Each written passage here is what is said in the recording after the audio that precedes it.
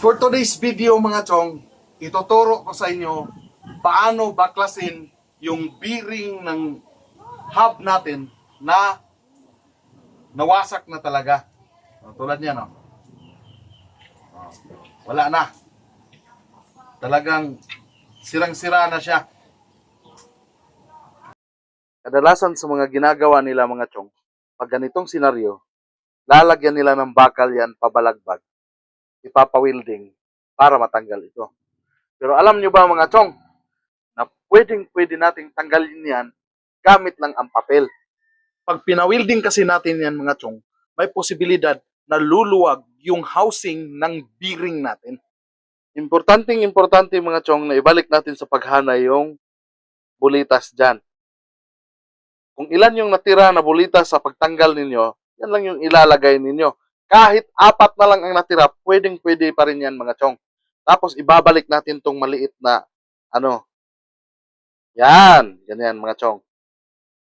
Para magiging matibay uli yan mga chong, para sa ating pagtanggal, lagyan natin ito. Ganito lang yan, no? Pilipitin lang natin ang mga papel mga chong para gawin nating pangkalang sa bawat pagitan ng bulitas sa bearing upang hindi na ito makagalaw mga chong. Bawat pagitan ng bulitas mga chong, lalagyan natin ng papel na tamang-tama lang para hindi na gagalaw yung bulitas. Upang masiguro natin ang tibay ng ginagawa natin para mabaklas itong bearing na sira. At mapapalitan na natin ng bago mga chong. Pasensya na kayo na hindi ko ikakat ang prosesong ito upang mapatunayan ko sa inyo na wala akong ginagawang daya sa ginagawa kong ito para mabaklas itong bearing.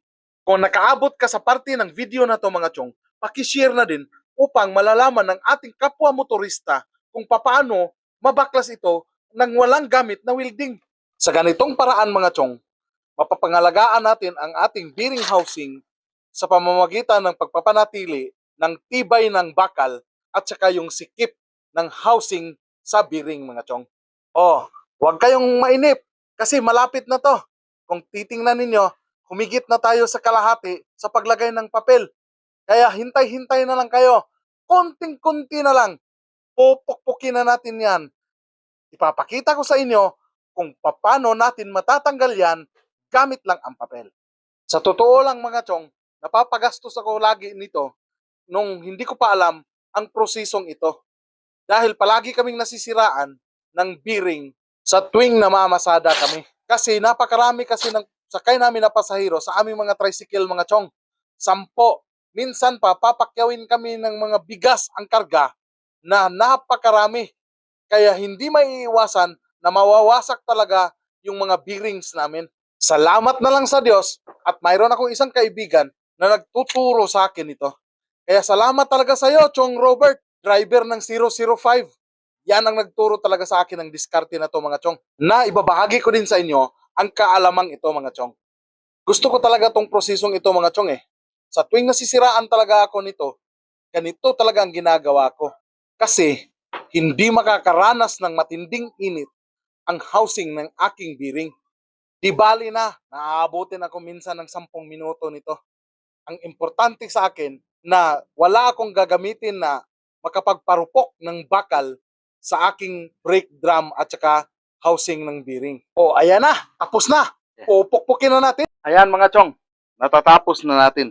Ito lang yung gagawin natin na sa bawat pagitan ng bulitas, lalagyan natin ng papel. Ikalat natin yung bulitas dyan paikot, lalagyan natin ng papel na pangkalang para hindi gugulong-gulong yung bulitas. Pagkatapos niyan, pupukpukin na natin yung kabilang bahagi.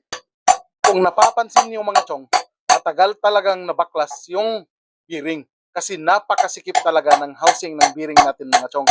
Gawa ng hindi ko talaga hinahayaan na luluwag yan. Gawa ng mas madali kasing masisira yung bearing kapag maluwag yung housing natin. Pero hindi talaga yan masisira ang gawa natin. Ayan na, lumabas na. Yan. Dire, focus. Ito. Tanggal mga chong.